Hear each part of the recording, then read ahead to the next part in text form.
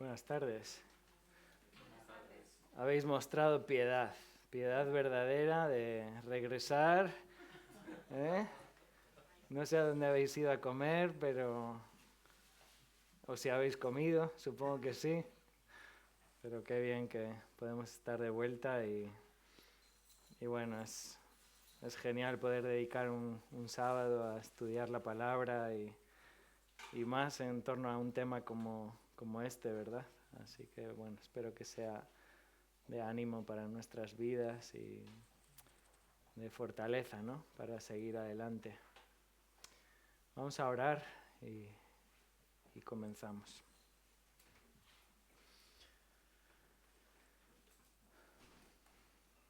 Señor, te damos gracias por darnos, Señor, la oportunidad de volver a abrir tu palabra y poder considerar acerca de tu soberanía aún sobre la Iglesia, Señor. Oramos que des buen entendimiento en nuestras mentes y que apartes todo aquello que pueda entorpecernos y quites de nosotros el cansancio y nos ayudes a estar atentos a tu palabra. Oramos que nos instruyas y moldees nuestro corazón y nos des humildad también, docilidad para ser obedientes a tu palabra y orando, Señor, que seas honrado, glorificado y también por los hermanos en el grupo abajo, que realmente sea un tiempo de bendición y estímulo espiritual, Señor. Oramos en el nombre del Señor Jesús. Amén.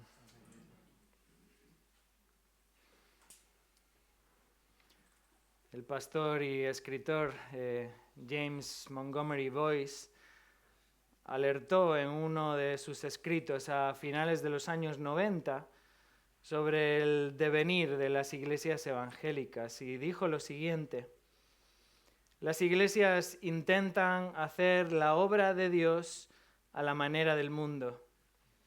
Buscan la sabiduría del mundo, abrazan la teología del mundo, siguen la agenda del mundo y emplean los métodos del mundo. Boyce añade explicando lo siguiente, y cito: buscan la sabiduría del mundo porque consideran que la Biblia no es adecuada para los desafíos actuales y las problemáticas de hoy. Abrazan la teología del mundo porque adaptan la Biblia a la cultura del mundo, de manera que el pecado pasa a ser una disfunción del comportamiento. La salvación es la autoestima y la realización personal. Jesús es más un ejemplo para la vida que un salvador del pecado y la ira de Dios. Siguen la agenda del mundo porque ofrecen al mundo lo que el mundo busca. Lejos está la predicación que confronta al pecador a fin de guiarle al arrepentimiento y la fe en Cristo. Uno pensaría que se ha escrito ayer, pero ya lleva varias décadas escrito lo que este hombre advertía. La pregunta es, ¿quién determina qué es una iglesia y qué debemos hacer en la iglesia? Porque verdaderamente afirmamos nuevamente que Dios es soberano, pero luego parece que dedicamos el tiempo a jugar a ser iglesia según nuestros propios antojos y decisiones. Y quisiera que en este breve taller, seminario, pudiésemos considerar 3 verdades que debemos reconocer que manifiestan que Dios es soberano aún sobre su iglesia. 3 verdades esenciales para la iglesia que manifiestan la soberanía de Dios en la iglesia. Y vamos a estar centrados en 1 Corintios capítulo 1, en los versículos del 18 hasta el capítulo 2, versículo 5. 1 Corintios capítulo 1, del versículo 18 al capítulo 2, versículo 5. Pablo está escribiendo a la iglesia en Corinto y en esta primera sección de su carta, que va hasta el capítulo 4, capítulos del 1 al 4, el apóstol Pablo está centrado en instruir a la iglesia en aquellas rivalidades que habían surgido, se habían generado divisiones, contiendas entre ellos en la iglesia. Los corintios se caracterizaban por amar la sabiduría humana, la grandilocuencia, la retórica, la oratoria, hasta tal punto que habían creado como sectores, partidos dentro de la congregación. Y ahí estaban los que levantaban la bandera diciendo, yo soy de Pablo, y otros levantaban la bandera de Apolos, yo soy de Apolos, otros levantaban la bandera de Pedro, yo soy de Cefas, y otros levantaban incluso la bandera de Cristo diciendo, bueno, yo soy de Cristo. Y Pablo les pregunta, bueno, ¿acaso Cristo está dividido? ¿Esta es la manera en la que Cristo edifica su iglesia? Porque ellos se jactaban de la sabiduría y se gloriaban en el hombre y se envanecían por medio de la capacidad del hombre, la elocuencia. Y lo que Pablo explica en estos primeros 4 capítulos es clave para el desarrollo de una iglesia, es clave para el buen crecimiento de una congregación, pero no solamente para aquella iglesia en Corinto, sino también para la iglesia de nuestros días. La iglesia va a someterse a la soberanía de Dios en la medida en la que reconozca y practique estas 3 verdades que vemos en este pasaje. 3 verdades esenciales para la iglesia que manifiestan la soberanía de Dios sobre la iglesia. Y la primera verdad esencial es que la sabiduría es de Dios. La sabiduría es de Dios. Dice así 1 Corintios 1, verso 18. Porque la palabra de la cruz es necedad para los que se pierden, pero para nosotros los salvos es poder de Dios. Porque está escrito, destruiré la sabiduría de los sabios y el entendimiento de los inteligentes desecharé.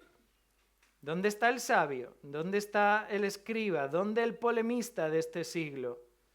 ¿No ha enloquecido Dios? ¿No ha hecho Dios que la sabiduría de este mundo sea necedad? Versículo 21. Porque ya que en la sabiduría de Dios el mundo no conoció a Dios por medio de su propia sabiduría, agradó a Dios, mediante la necedad de la predicación, salvar a los que creen. Porque en verdad los judíos piden señales y los griegos buscan sabiduría, pero nosotros predicamos a Cristo crucificado, piedra de tropiezo para los judíos y necedad para los gentiles. Mas para los llamados, tanto judíos como griegos, Cristo es poder de Dios y sabiduría de Dios. Porque la necedad de Dios es más sabia que los hombres y la debilidad de Dios es más fuerte que los hombres. En estos versículos Pablo pone en balanza la sabiduría humana, la sabiduría divina y las pone en contraste para claramente determinar cuál es la verdadera sabiduría. Los corintios amaban la sabiduría del hombre, amaban la retórica, seguían a los sabios, se levantaban entendidos y los seguían y ponían a un lado la sabiduría divina. Y la pregunta aquí es, bueno, ¿cuál es la verdadera sabiduría? ¿Quién es más sabio? ¿Quién tiene la verdadera sabiduría? ¿Quién es el que sabe?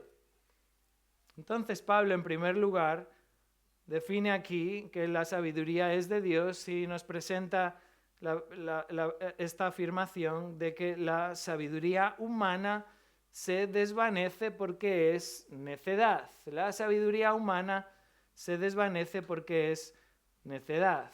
Y Pablo hace esto citando al profeta Isaías, ahí en el versículo 19. Está escrito y cita Isaías 29:14. Dice, destruiré la sabiduría de los sabios y el entendimiento de los inteligentes, el entendimiento de los entendidos, desecharé. El hombre en verdad se cree sabio y se cree entendido. El hombre se cree autosuficiente y confía en su propio razonamiento. Pero Dios va a mostrar aquí su necedad, la necedad del hombre. Dios se ha determinado destruir, dice ahí, citando al profeta Isaías, destruiré la sabiduría de los sabios. Él va a arruinar, a hacer la completa necedad. Él va a desechar y considerar como nada aquel que se cree algo, se cree entendido, sabio. La sabiduría humana es necedad. Por eso Pablo pregunta en el versículo 20, bueno, ¿dónde está el sabio? ¿Dónde está el escriba? ¿Dónde está el polemista, el disputador de este siglo? 3 preguntas retóricas. Pablo no pretende que le respondan. Es un ataque contra la necedad del hombre. Pablo está demostrando la necedad de la sabiduría humana. A ver, ¿dónde está el sabio? ¿Dónde está ese que dice que entiende todo? ¿Dónde está el que se manifiesta conocedor de todo y que es capaz de explicar todo? ¿Dónde está el escriba, aquel que es el experto, el erudito? ¿Dónde está el polemista, el disputador, el que tiene los argumentos poderosos, el que usa la razón filosófica? Mostrarme dónde están. Pablo está claramente mostrando que la sabiduría del hombre es necedad, es vana. De hecho, más adelante en el capítulo 3, 1 Corintios 3, verso 19, dice allí, porque la sabiduría de este mundo es necedad ante Dios. Pues está escrito, Él es el que prende a los sabios en su propia astucia. Y también el Señor conoce los razonamientos de los sabios, los cuales son inútiles. La sabiduría humana es necedad, es vana, se desvanece, desaparece, no perdura, es transitoria, es frágil, es débil. Y Pablo continúa regresando, 1 Corintios 1, verso 20. ¿No ha hecho Dios que la sabiduría de este mundo sea necedad? ¿No ha hecho Dios que la sabiduría de este mundo resulte en necedad? Esa es la conclusión. Bueno, por supuesto, es una pregunta retórica. De nuevo, la respuesta es afirmativa. El punto es el mismo. La sabiduría del hombre es necedad, es vana, es débil, es algo desechable. Versículo 21. Ya que en la sabiduría de Dios el mundo no conoció a Dios por medio de su propia sabiduría, agradó a Dios mediante la necedad de la predicación salvar a los que creen. El mundo no puede conocer a Dios por medio de su propia sabiduría, porque su propia sabiduría, la sabiduría del hombre, es necedad, es vana, es incapaz. El hombre no puede razonar a Dios, el hombre no puede explicar a Dios, el hombre no puede entender a Dios. No hay inteligencia humana capaz de comprender a Dios. No hay filosofía humana que lleve jamás al hombre al conocimiento de Dios.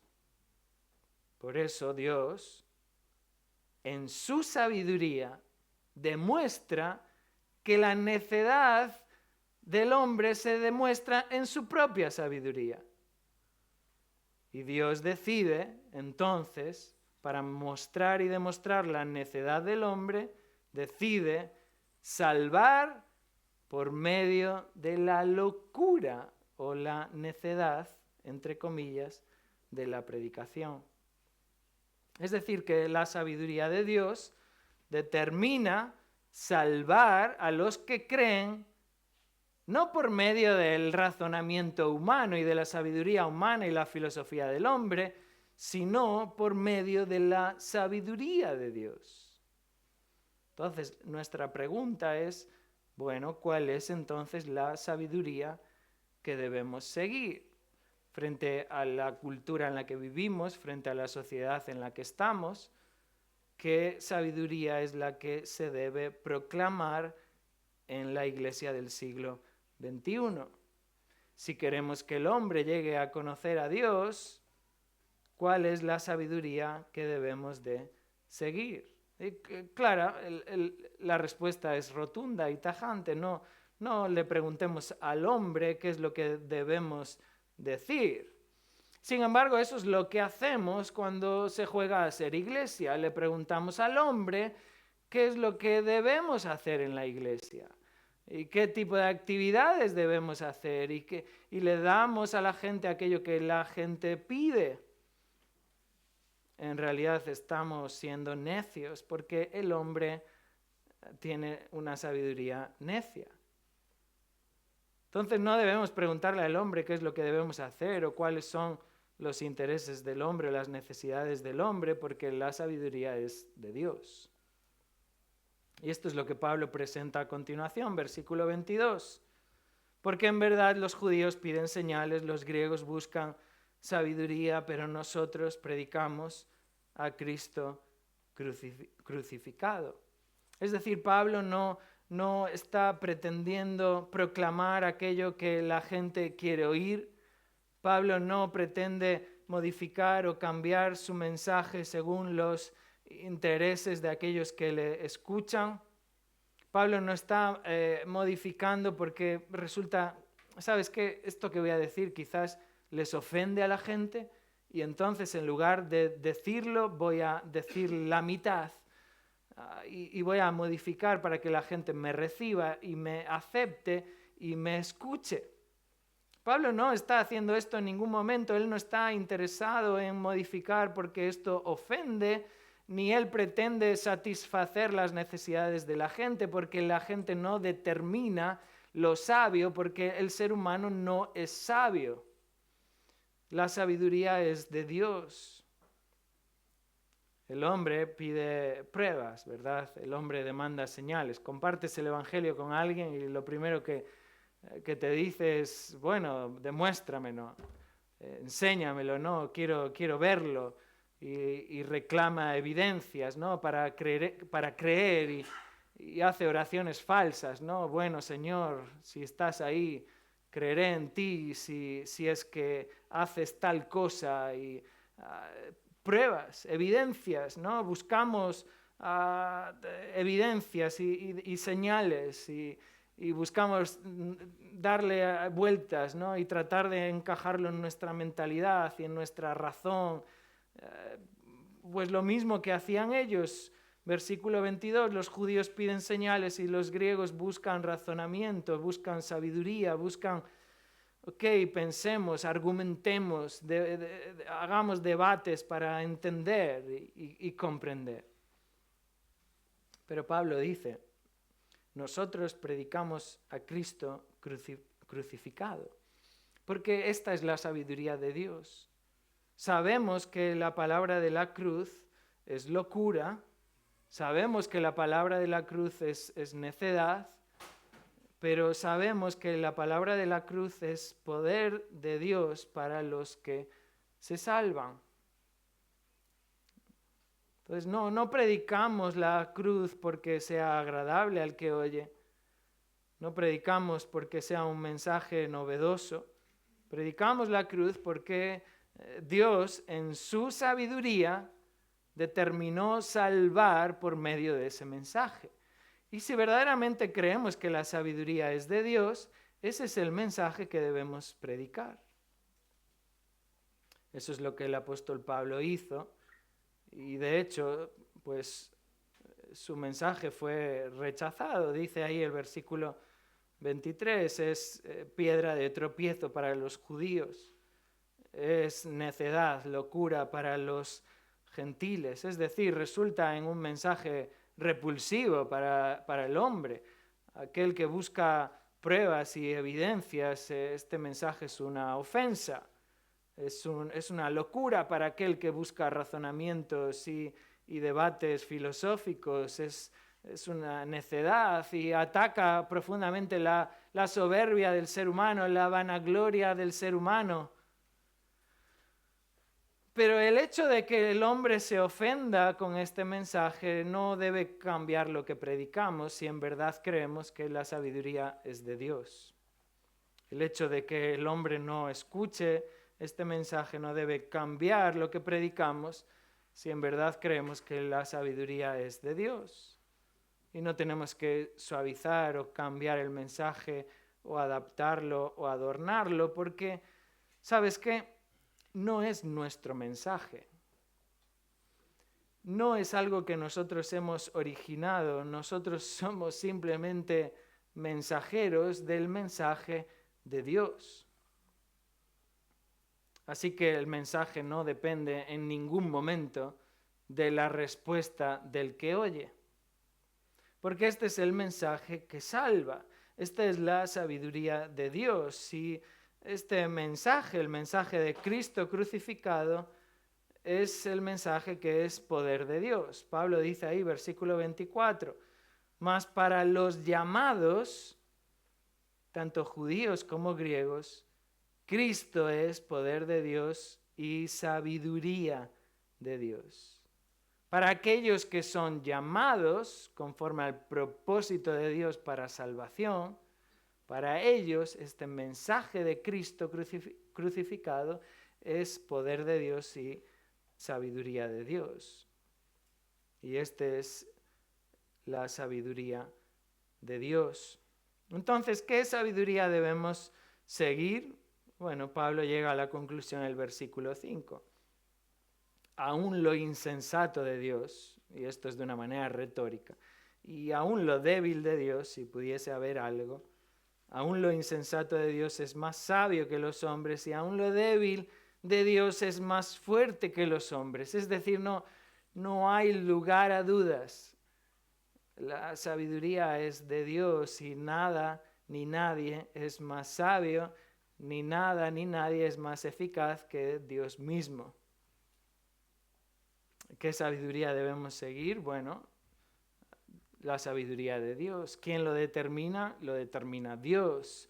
¿Por qué lo determina Él? Porque Dios es soberano. Y Él es quien sabe guiar a su iglesia porque Dios es soberano sobre su iglesia y aún sobre su mensaje. Entonces, esta es la primera verdad esencial acerca de la soberanía de Dios en la iglesia, y es que acerca de la soberanía de Dios en la iglesia es que la sabiduría es de Dios. La sabiduría es de Dios. Ahora, la segunda verdad esencial es que la salvación es de Dios. No solo la sabiduría es de Dios, sino que también la salvación es de Dios. Dice así, versículo 26 en adelante. Pues considerad, hermanos, vuestro llamamiento. No hubo muchos sabios conforme a la carne, ni muchos poderosos, ni muchos nobles, sino que Dios ha escogido lo necio del mundo para avergonzar a los sabios, y Dios ha escogido lo débil del mundo para avergonzar a lo que es fuerte, y lo vil y despreciado del mundo ha escogido Dios, lo que no es, para anular lo que es, para que nadie se jacte delante de Dios. Mas por obra suya estáis vosotros en Cristo Jesús, el cual se hizo para nosotros sabiduría de Dios y justificación y santificación y redención, para que tal como está escrito, el que se gloríe en el Señor. Estos versículos que hemos leído muestran de una manera rotunda la total incapacidad del ser humano para ser salvo, y que solamente y exclusivamente por medio de la obra de Dios es que el hombre puede llegar a ser salvo. ¿Por qué? Porque Dios merece toda gloria. No hay lugar para otra mini gloria. Dios recibe toda gloria de una manera exclusiva. En primer lugar, Pablo recuerda a los corintios que no somos salvos por nuestra condición ni por lo que somos. No somos salvos por algo que está en nosotros, en nuestra naturaleza o nuestra capacidad. Pablo exhorta a los corintios en el versículo 26, considerad vuestro llamamiento, considerad vuestro llamado, la manera en la que Dios os ha llamado a salvación. No fueron llamados a salvación por su conocimiento, ni por su poder, ni por su condición. No hay nada en el ser humano que merezca el llamado de Dios. Pablo explica que han sido llamados porque Dios los escogió. Versículo 27 en adelante. Sino que Dios ha escogido. Y Pablo empieza a dar una serie de explicaciones. Dios ha escogido lo necio para avergonzar a lo sabio. Dios ha escogido lo débil para avergonzar a lo fuerte.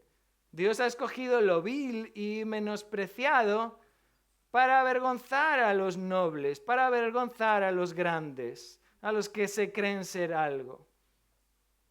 Hasta en 3 ocasiones el autor, el apóstol Pablo, repite el verbo escoger. En 3 ocasiones para reiterar que se refiere a una elección de Dios. Y en las 3 ocasiones indica una realidad completada. No está hablando de un proceso que se lleva a cabo en el tiempo, habla de un hecho que sucedió. Dios escogió, Dios escogió, Dios escogió. Y este no es un énfasis que acostumbramos a hacer los predicadores. Nos gusta a veces repetir las cosas para causar énfasis. Esto es algo que hace el apóstol Pablo para enmarcarnos que la salvación es de Dios. La salvación sucede porque Dios escogió. No es el sabio el que escogió. No es el fuerte el que escogió. No es el noble el que escogió. Es Dios quien escogió. Y Dios escogió de una manera soberana. El pasaje es claro, apuntándonos a su soberanía, a su voluntad, a su decreto, a su propósito. Y obviamente habla de una elección totalmente y absolutamente incondicional. Él no escogió porque unos eran más sabios que otros, o unos eran más piadosos que otros, o unos merecían más que otros. Dios escogió de una manera soberana e incondicional. Esto es lo mismo que Pablo explica en Romanos capítulo 8. Romanos capítulo 8, versículo 30.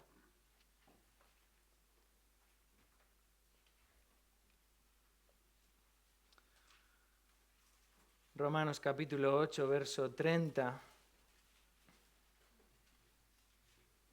Comenzando en el versículo 29, dice: porque a los que de antemano conoció, también los predestinó a ser hechos conforme a la imagen de su Hijo, para que Él sea el primogénito entre muchos hermanos.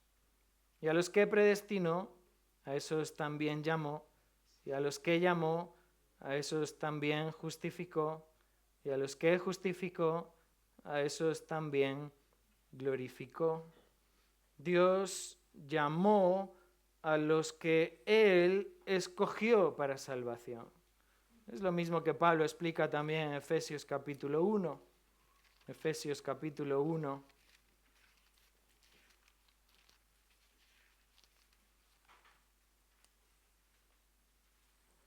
Versículo 3, Efesios capítulo 1, verso 3. Bendito sea el Dios y Padre de nuestro Señor Jesucristo, que nos ha bendecido con toda bendición espiritual en los lugares celestiales en Cristo, según nos escogió en Él antes de la fundación del mundo, para que fuéramos santos y sin mancha delante de Él. En amor nos predestinó para adopción como hijos para sí, mediante Jesucristo, conforme al beneplácito de su voluntad. Dios nos escogió desde antes de la fundación del mundo, sin condiciones, para que fuésemos santos, para que fuésemos hechos conforme a la imagen de su Hijo. Él nos predestinó conforme al designio de su voluntad, conforme al propósito de su voluntad, conforme a lo que Él quiso. Dios escogió no según la condición o el estatus del hombre, sino según su voluntad. Y precisamente Dios escogió para demostrar que no es por lo que tú eres, no es por lo que tú haces, no es por lo que tú piensas. Eres salvo porque Dios escogió, porque la salvación pertenece a Dios. Y Él lo hace para recibir su gloria, para que nadie se jacte en su presencia. Así dice el versículo 29, regresando a 1 Corintios, capítulo 1, verso 29. Para que nadie se jacte delante de Dios. La salvación es de Dios. Y aún el versículo 30 reafirma lo mismo. Mas por obra suya estáis vosotros en Cristo Jesús. ¿Por obra de quién? Por obra de Dios. Es decir, Él es el que lo causa. El hecho de la obra implica quién es el que ejecuta, quién es el que hace.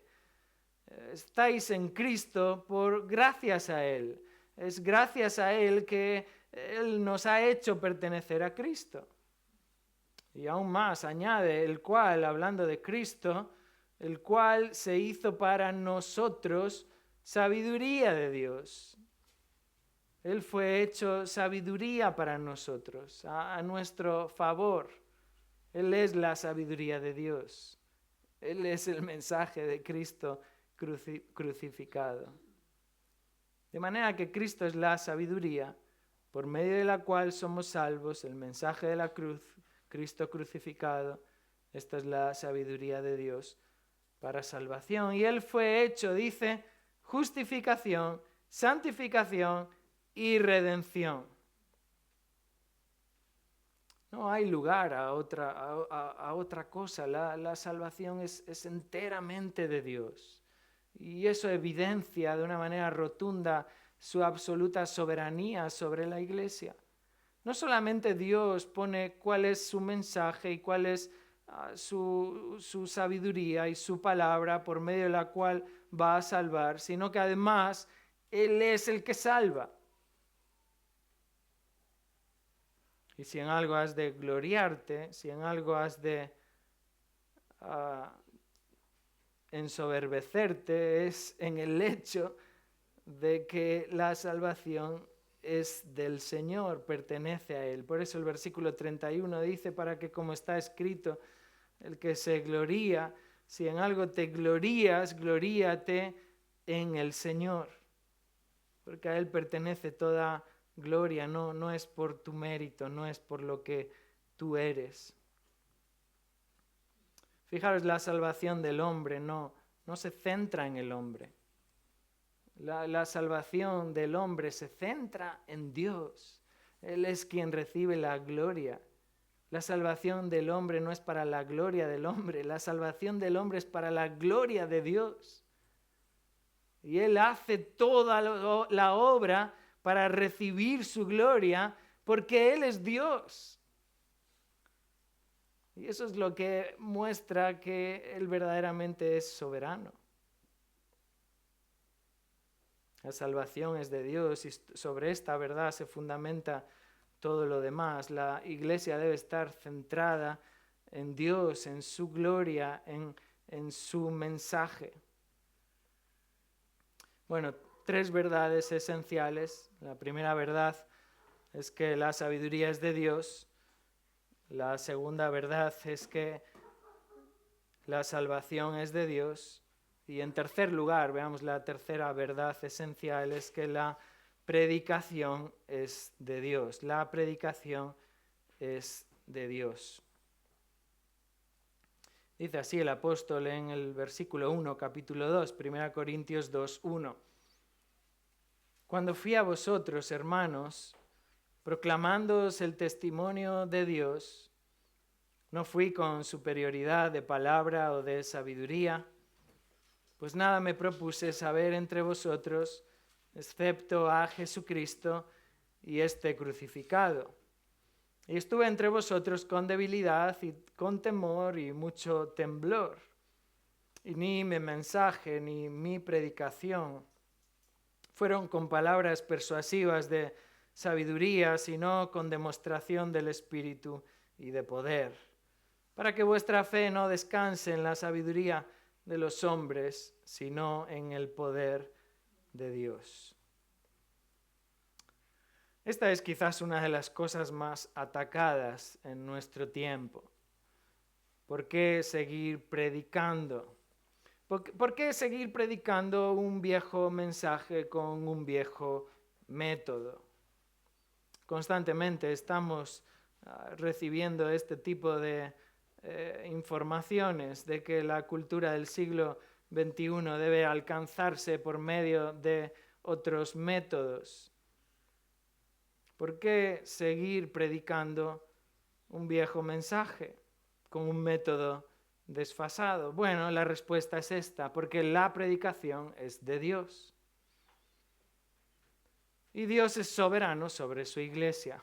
Y ni tú ni yo somos quien de cambiar el método de Dios. Esto es lo que Pablo expone en estos versículos.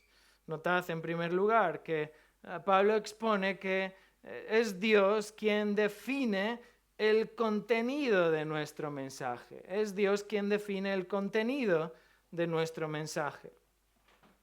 Pablo dice ahí que su proclamación no fue con superioridad de palabras o de sabiduría, dice el versículo 1, cuando estuve entre vosotros proclamando el testimonio de Dios, no fui con superioridad de palabras, es decir, con un mensaje prominente, elocuente, lleno de retórica de la época, un mensaje caracterizado por la elocuencia, con el propósito, como hacían aquellos sabios de la época, de exhibirse, de ganar adeptos para sí, de ganar seguidores. No buscó centrar la atención en sí mismo. El predicador no es la pieza clave del mensaje de Dios. El predicador no está ahí tratando de ganar likes o suscriptores. El predicador está tratando de enfocar a la gente en Cristo, y por eso Pablo dice, nada me propuse saber entre vosotros excepto esto, Jesucristo y este crucificado. Claro, esto no quiere decir que Pablo era ignorante de la vida. De hecho, Pablo probablemente era más sabio que cualquiera de nosotros, conocedor de la cultura, conocedor de la sociedad, conocedor de la filosofía griega. Aún esta mañana escuchamos cómo él citó a los poetas. Obviamente Pablo conocía muchas otras cosas, pero su interés no era hablarles de estas cosas. El contenido del mensaje de Pablo era Jesucristo crucificado. La persona de Cristo, la obra de Cristo, acerca de aquel que había sido crucificado. Hermanos, no nos congregamos, ¿verdad?, en las iglesias para oír la opinión de uno o la opinión de otro, o la historia de la semana, o para poder interactuar en cierto debate o discusión. Nos congregamos para oír a Dios, para oír el testimonio de Dios, el mensaje de Dios, para oír su palabra. Como les dijo Spurgeon a sus estudiantes, hermanos míos, predicad a Cristo siempre, porque Él es el Evangelio.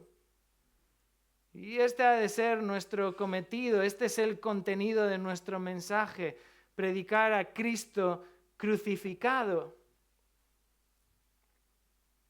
Mi abuelo en una ocasión predicó en la iglesia de Marín, allá por los años 40, aún guardo su manuscrito, es como un tesoro que ha perdurado por los tiempos. Y él cita, aún se puede leer en ese manuscrito, dice, muchos predican a Cristo, pero pocos predican a Cristo crucificado. Y se escucha, ¿verdad?, por las televisiones, por las radios, por los programas, hablar acerca de un Cristo que va a arreglar tu vida, que va a darte y a llenarte el vacío que hay en tu corazón y que va a arreglar tus problemas. Alguien que va a satisfacerte, alguien que va a solucionarte los problemas de la vida. Pero poco se habla acerca de aquel que murió crucificado. Porque Cristo crucificado apunta a la realidad de tu pecado. Cristo crucificado muestra que alguien debió morir por nuestros pecados. Cristo crucificado nos recuerda una y otra vez nuestra propia culpabilidad de alguien que necesita morir en nuestro lugar. Cristo crucificado apunta a la realidad de que el ser humano está condenado por sus pecados y que Él es quien paga lo que todos y cada uno de nosotros merecíamos. Predicar a Cristo crucificado es predicar que el ser humano es incapaz de salvarse, que Dios necesita enviar a su Hijo para que muera en la cruz del Calvario por tus pecados. Claro, ese quizás no es un mensaje tan bien aceptado en los medios televisivos, pero es Cristo crucificado el que es tu sustituto. Es Él el justo que muere por los injustos para llevarnos a Dios. Es Él, Cristo crucificado, el que es imputado con nuestro pecado. Es Él, Cristo crucificado, el que es nuestra propiciación por nuestros pecados. Es Él, Cristo crucificado, quien es asimismo nuestra justificación y por medio del cual somos revestidos de su justicia. Y ese es el mensaje de salvación, esa es la palabra de la cruz, que es locura para los que se pierden, pero que para los llamados es poder de Dios, sabiduría de Dios. Y ese es el mensaje que somos llamados a predicar. Ese es el contenido de nuestro mensaje. Porque la predicación es de Dios, no es tuya ni mía, no es de los ancianos ni de los pastores, es de Dios, porque Dios es soberano sobre su iglesia. Aun cuando Pablo más adelante en el capítulo 15 de esta misma carta les recuerda a sus hermanos a aquello que les ha anunciado, dice el versículo 1, ahora os hago saber, capítulo 15, verso 1, os hago saber, hermanos, el evangelio que os prediqué, el cual también recibisteis, en el cual también estáis firmes, por el cual también sois salvos si retenéis la palabra que os prediqué, a no ser que hayáis creído en vano. Porque yo os entregué en primer lugar lo mismo que recibí. Y es interesante que ese primer lugar no apunta a algo cronológico. Ese primer lugar apunta a lo más importante en la vida. Esto es lo más importante que alguien necesita saber. Si solo pudieras decirle algo a tus hijos, esto es lo más importante en la vida. En primer lugar, que Cristo murió por nuestros pecados, conforme a las Escrituras, y que fue sepultado y que resucitó al tercer día, conforme a las Escrituras. Ese es el contenido de la predicación, ese es el mensaje de Dios. Ahora, Dios no solamente define el contenido de la predicación, regresando a nuestro texto, en el capítulo 2 de 1 Corintios, sino que Dios también define la forma de publicar ese contenido, la forma de publicar ese mensaje. Y vemos esto porque Pablo no confiaba en sí mismo. Pablo no confiaba en su habilidad. Y Pablo predicaba en lugares importantes. Aún esta mañana lo hemos visto. Los personajes importantes de la ciudad de Atenas estaban escuchando al apóstol Pablo. Pablo era una persona de renombre que la gente oía y escuchaba, pero Pablo en ningún momento está confiando en su habilidad, o en su oratoria, o en sus métodos, o en sus estrategias, su capacidad persuasiva de convencer a las gentes. Su mensaje no tenía el propósito de engañar. Dice ahí, mi mensaje ni mi predicación fueron con palabras persuasivas, versículo 4, ni palabras de humana sabiduría. Este no fue mi mensaje, por el contrario, se limitó el apóstol Pablo a la predicación. Y el término predicación aquí apunta a la proclamación pública. Es lo que hacían los heraldos de la época. Un heraldo tenía la misión de anunciar un mensaje. Había heraldos de todo tipo, había heraldos para los deportes olímpicos, pero había heraldos obviamente también que llevaban los mensajes de los reyes y los príncipes. El heraldo, sea el que fuese su contexto, tenía la función de anunciar un mensaje en nombre de otra persona. Era como un vocero, un portavoz, alguien que debía entregar el mensaje tal y como lo había recibido. No debía expresar sus opiniones. El heraldo no tenía la responsabilidad de que el mensaje fuese bien aceptado. El heraldo no debía manipular o adaptar el mensaje para conseguir un resultado adecuado en la gente. Eso es lo que hacían los oradores de la época, los sabios de la época, que eran entrenados en ese arte de persuadir a las multitudes. Y dependiendo de la audiencia que tuviesen, decían unas cosas o se callaban otras, porque trataban de manipular, de enganchar a la gente. Y adaptaban su mensaje a la audiencia, a la mentalidad, a las creencias de la gente, a los gustos. Pero la predicación no es eso. La predicación es proclamar la verdad de Dios, el testimonio de Dios, y lo hacemos como heraldos de Dios. No tenemos ninguna autoridad para manipular, para adaptar, para modificar, porque la predicación es de Dios. Y Pablo no confiaba en sí mismo, en su capacidad persuasiva. Pablo confiaba en Dios. ¿Por qué? ¿Será Dios soberano? ¿Será Dios soberano sobre quién es sabio? ¿Sobre cuál verdaderamente es su mensaje y quién es el que ejecuta la salvación? Y Pablo confiaba. Y lo dice en el versículo 4. Mi mensaje ni mi predicación fue con palabras persuasivas de sabiduría, sino con demostración del Espíritu y de poder. Porque la sabiduría humana puede persuadir y la sabiduría humana puede ser poderosa para ganar decisiones.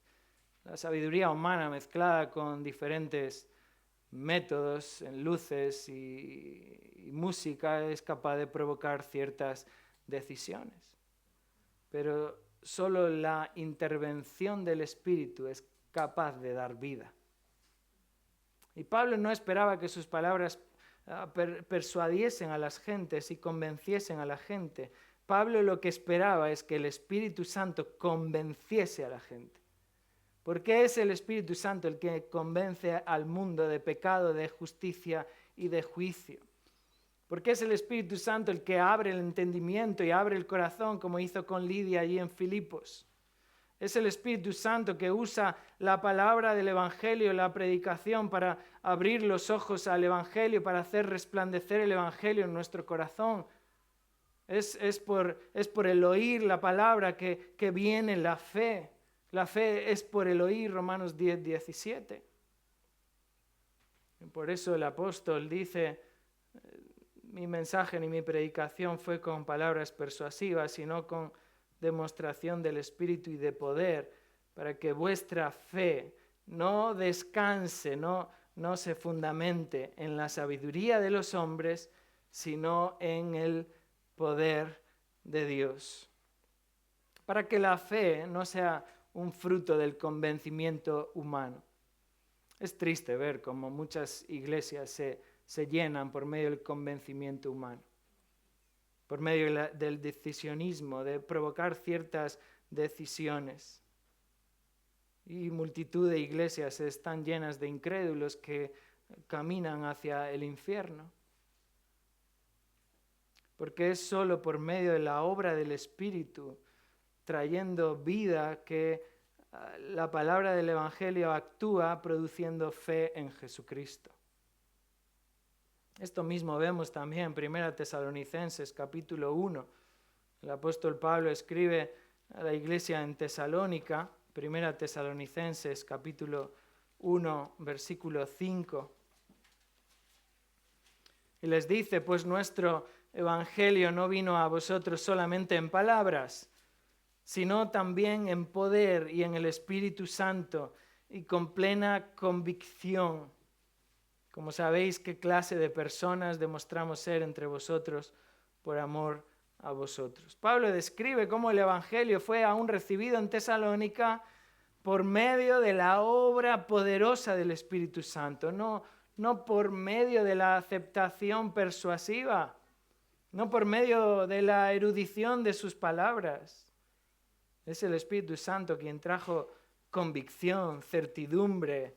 El Evangelio resplandeció en sus corazones. El Espíritu Santo redarguyó a aquellos hombres, confrontó a los tesalonicenses con su pecado y los trajo a la plena certidumbre de fe, a la fe en el Evangelio. Aquello que antes para nosotros era una necedad, una locura, por medio de la obra del Espíritu se ha vuelto en poder de Dios, en sabiduría de Dios.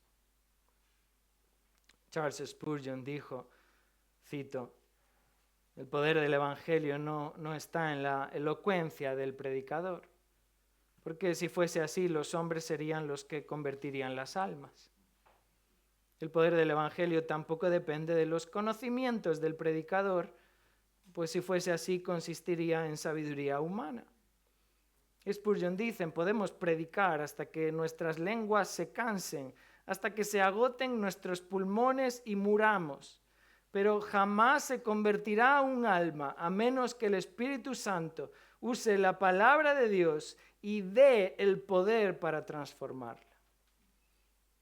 Hermanos, la predicación es de Dios.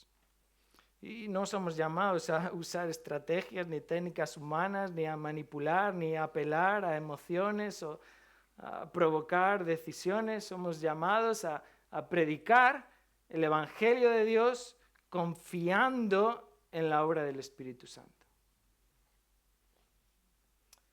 Vemos en este pasaje estas tres verdades esenciales para la iglesia de hoy en día. La sabiduría es de Dios, la salvación es de Dios y la predicación es de Dios. Y nuevamente, si afirmamos que Dios es soberano, Él también lo es sobre su iglesia. Y debemos mostrar sumisión a su soberanía por medio de reconocer estas tres verdades también en la iglesia. Vamos a orar para concluir.